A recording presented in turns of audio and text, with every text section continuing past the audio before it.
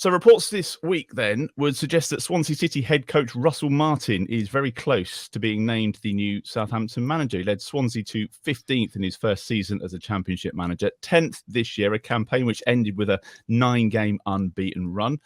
Swansea play possession-based football, and his commitment to that style is believed to be what appealed to the bosses at Southampton. So, Jacob, you've been writing about it this week. What is the very latest as you understand it? Because it's moved on fairly quickly since we talked about it last Sunday. Yeah, it has. I think it was TalkSport who reported first of the interest, along with a few other candidates, and then since then, I think a few, one or two maybe have dropped out of the race, and it's become clear probably since Wednesday maybe that Russell Martin was going to be the guy.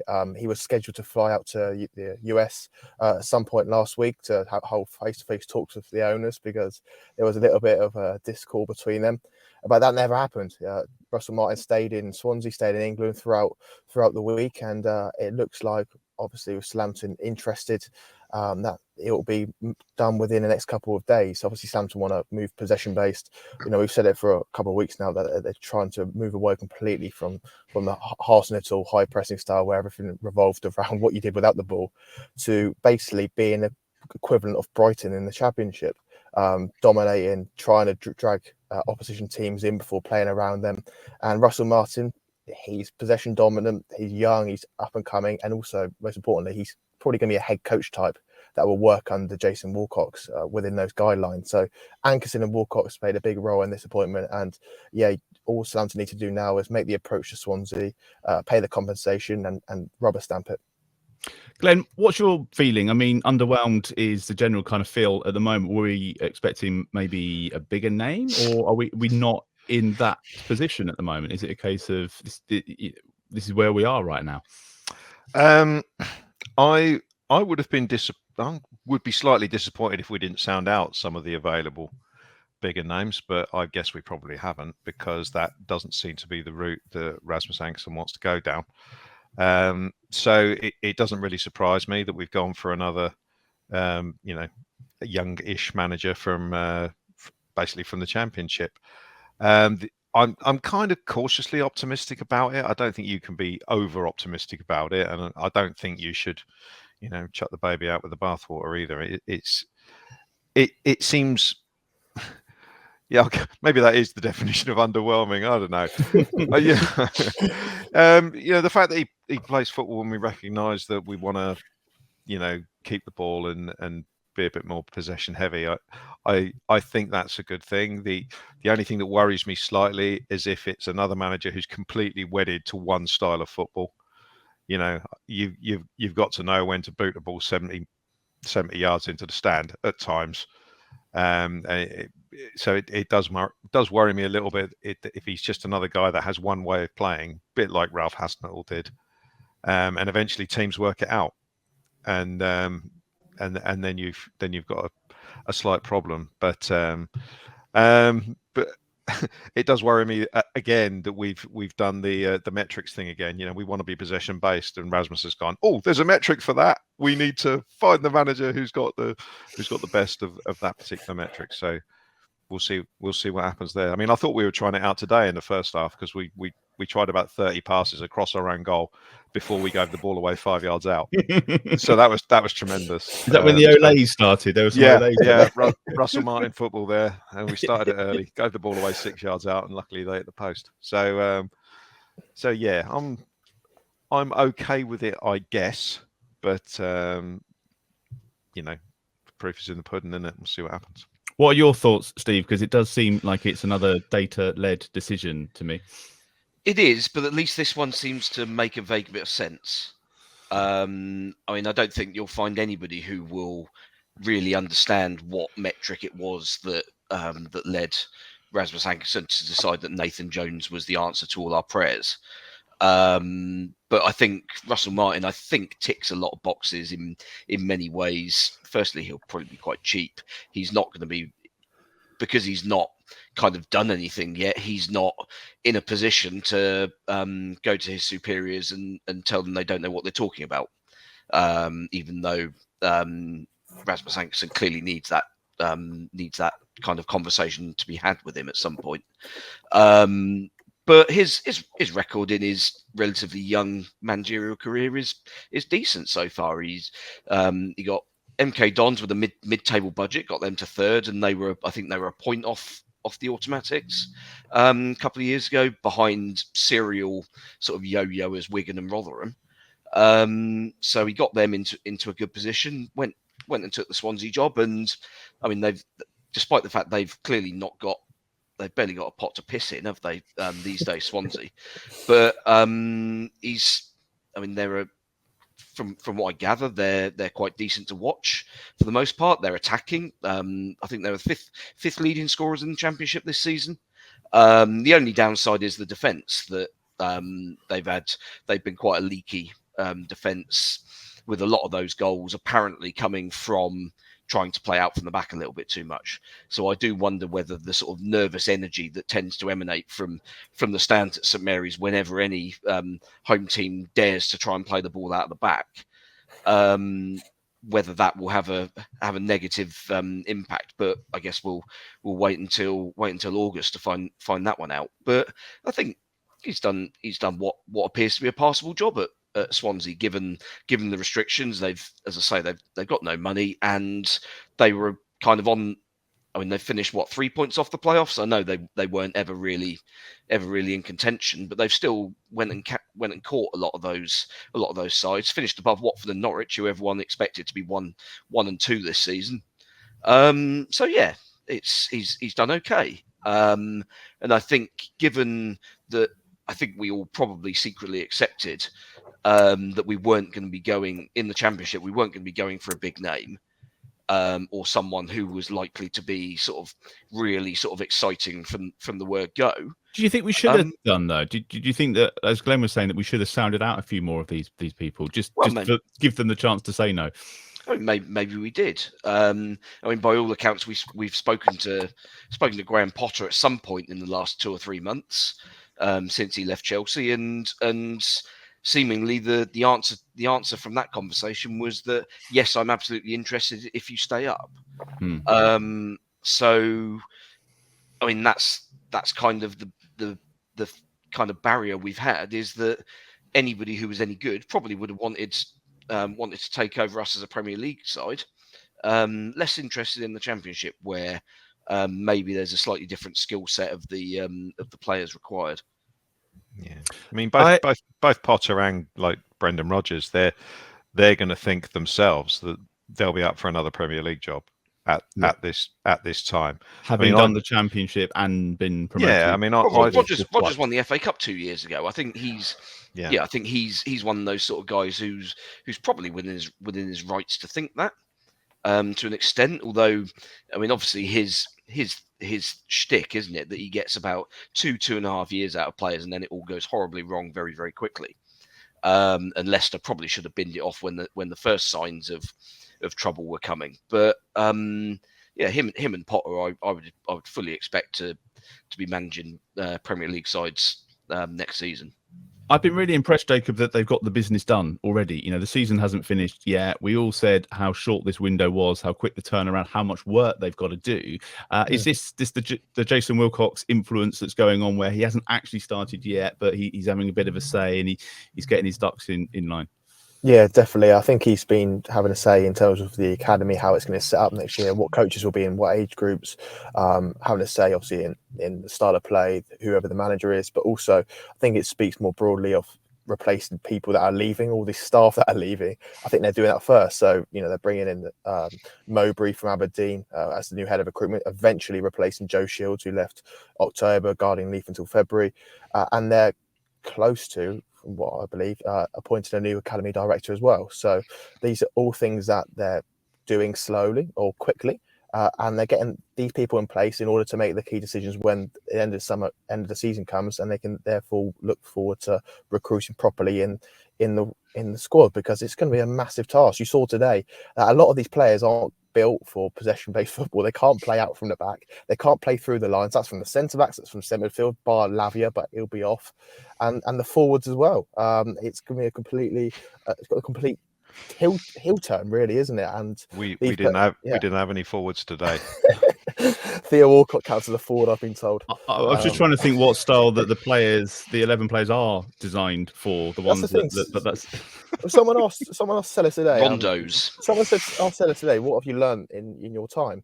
And he looked at me and said, "Those that have been watching from the start know my identity." So I.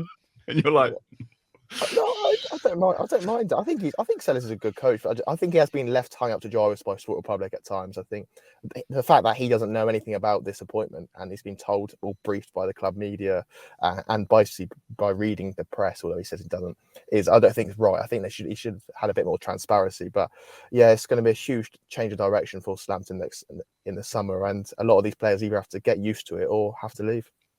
Has it been a bit disrespectful, Steve, do you think, to Sellers? I mean, he's saying he's absolutely not going to stay at Saints if he wasn't the manager. So he's made that pretty clear this week. I don't think they would ever consider keeping him on as a coach anyway. But do you think it's been handled badly, or is that just the nature of these jobs where they say you're in charge to the end of the season?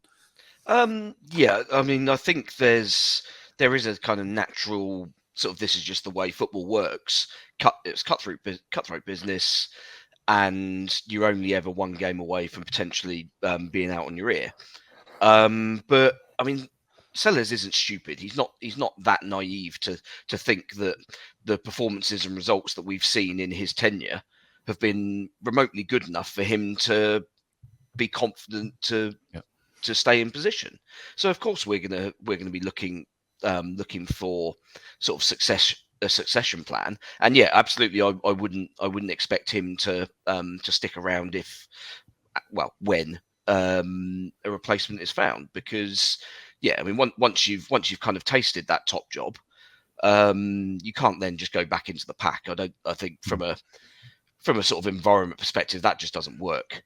But again, I mean, you've seen today in Tino's post-match interview on the club, with the club's social media, he's referenced the manager by name again, and there's clearly not a sort of player manager relationship there. It's a player coaching staff relationship, and I think that's ultimately where Sellers has failed to kind of bridge that difference and make it kind of known that okay, lads, I was your mate before up until February, but now the environment has changed. You answer to me. You are subordinate to me, and therefore you don't call me by my first name. It's gaffer, boss, whatever. And yeah, that sort of thing. I mean, it's a silly thing to moan about, obviously, but it paints a picture of kind of just a general lack of discipline. And I think we've seen sort of disjointed performances, disjointed team selections. I mean, what the hell was that today?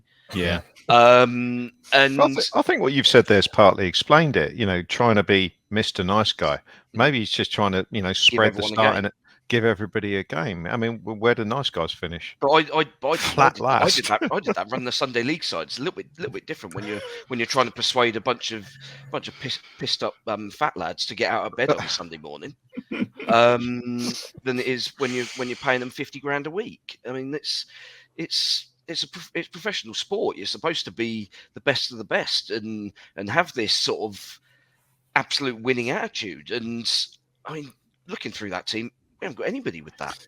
Have we been, Glenn? Have we had our fingers burned with Nathan Jones? Are we overanalyzing this a bit too much? Because obviously that didn't work out. Arguably, had we done that in the summer, had we brought in the players that he wanted, the coaches that he wanted, and given him the season, it might have worked out at a push. Are we slightly tainted by what happened and what went wrong there? Is it going to take us a while to get over that? Because to me, it feels like the pressure is going to be on Russell Martin coming in to hit the ground running, or we're going to start making those comparisons again. I think you have to draw a line under what's happened this season. We're next year we're going to be a different team, a different manager, a different division. So I don't. Ultimately, I think it's not very rewarding to look back at the Nathan Jones appointment. I think that's got to be consigned to the dustbin of history, and we have to. It's like the Ted Bates statue; it will always be there. Everyone will always remember. I'm just, if I mean, it will reflect badly on the owners again if it doesn't work out. But it should be easier for it to work. I mean, Nathan Jones might have worked in the Championship, but I don't think there's any way on this planet that he is ever going to be a successful Premier League manager with anybody, let alone with the shambles of a squad and the recruitment that we had this season.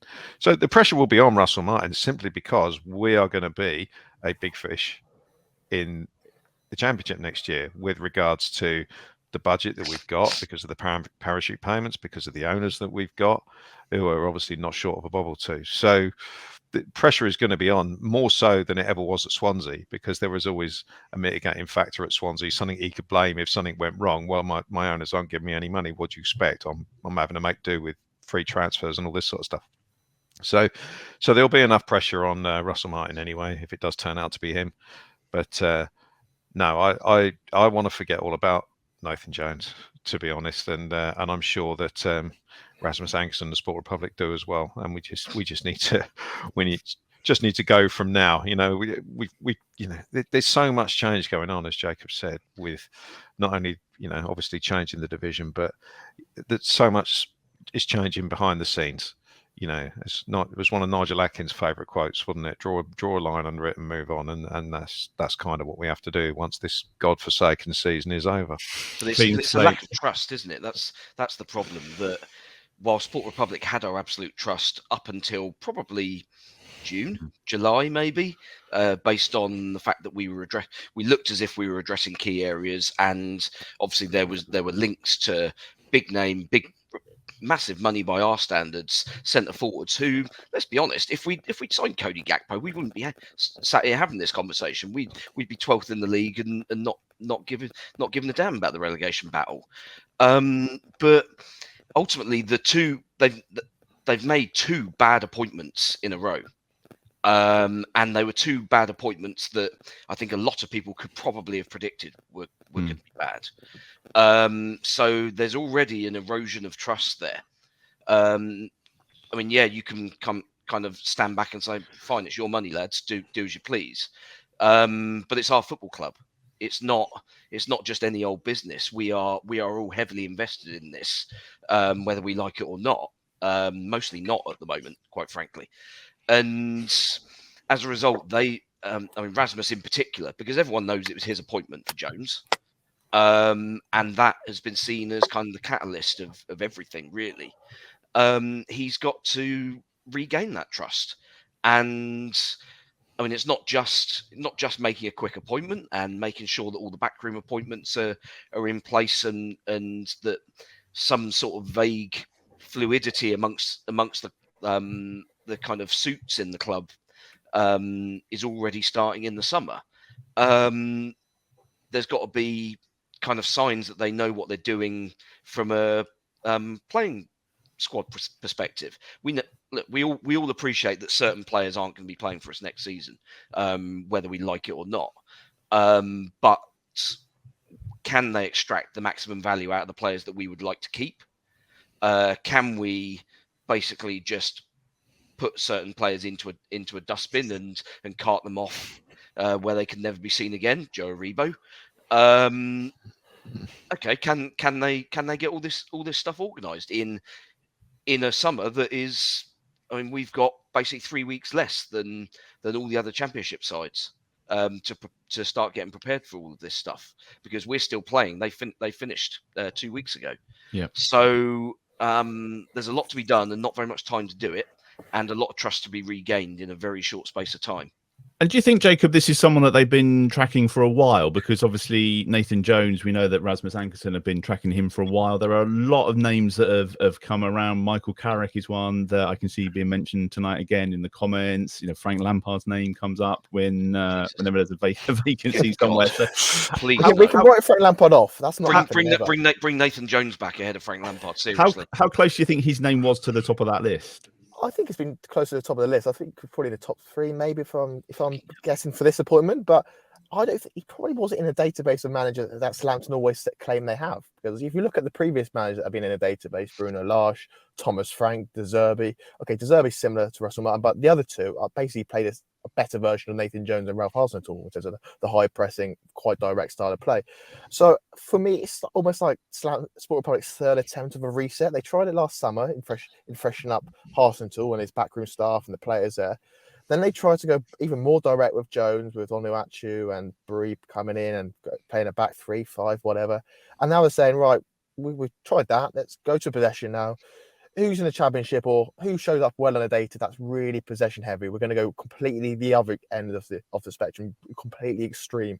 And we're going to see if Russell Martin can do it. And I don't think it's probably something that's been planned long term, like this strategy that's been going on for 6 months. They probably just sat down with Jason Wilcox. They sat down with, looked at Man City, as they tend to do quite a lot, and they said, what actually works? Oh, okay, we're going to play 3 times a week, Saturday, Tuesday, Saturday. We can't keep pressing like this. It's not sustainable. And if we do go back up, we can't keep offering this energy output all the time. Teams have realised how to work against Southampton, how to beat the press. If the morale's not there, if the energies are not there, Southampton will get played through anyway. So they need to find a way of just taking a temperature out of games. And if anyone's not watched the Russell Martin coach's voice, where he spends 28 minutes analysing the 4-0 win against Cardiff, I recommend you to watch it straight after this, because it was incredible in terms of what he wants his team to have all the time, regardless of formation. And if you see what he says there, it's very similar to what Jason Wilcox Man City want, and therefore what Sport Republic want too. That's a really good point about the increased number of games next season too. Glenn, we're kind of like scrabbling around trying to find out as much as we possibly can. Is it a friend or somebody, a relative that's a Swansea fan? My sister has the misfortune of being married to a Welshman who supports Swansea, and he's a very sensible chap. And all he said to me is that he always felt that Russell Martin would do a really good job for someone with a decent budget and some decent players. And he said he's basically been hamstrung at Swansea by a lack of budget, some slightly strange owners that they've got there. And that's the only sort of feedback I've got on him. I mean, I'll freely admit, because we have been not in the Championship for a long, long time, I don't know too much about it now. I assume it's kind of similar to what it was when we were last in it, in that, you know, a lot of the teams are a lot more direct. There's not as much diving around. There's no VAR, thank Christ. And so I'm looking forward to learning what it's all about. But all I've heard about, Russell Martin is that, is those things that we've all spoken about. So it'd be interesting to see how he deals with the step up. So even though it's in the same division that he's used to, it is a step up in terms of the level of expectations that are going to be on him. Well, we always say get in touch with us during the week. Charlie is a Patreon, and he says his cousin is Russell Martin's goalkeeping coach. So you're like, again, this is like kind of like touching that. What can we possibly find out about this guy? He said, don't need a journalist. Just get Charlie on. But he said, actually chatting to him, his philosophy and his ideas and stuff. He said, to be honest, when he spoke to him a year or so ago, he said I wouldn't have a problem with him managing Saints one day. And he also went on to say some bits about how they're kind of aware that they're coming in and our expectations are going to be a little bit low. We're going to be a bit underwhelmed, and they know that they're going to be trying to get everybody back on side. So he said, above all, hopefully it'll be the season when we get a clear playing style back and a team that we can actually be proud of. And I think I kind of echo Charlie's sentiments to that last sentence and say that's probably all we really want from next season. That'll go a long way.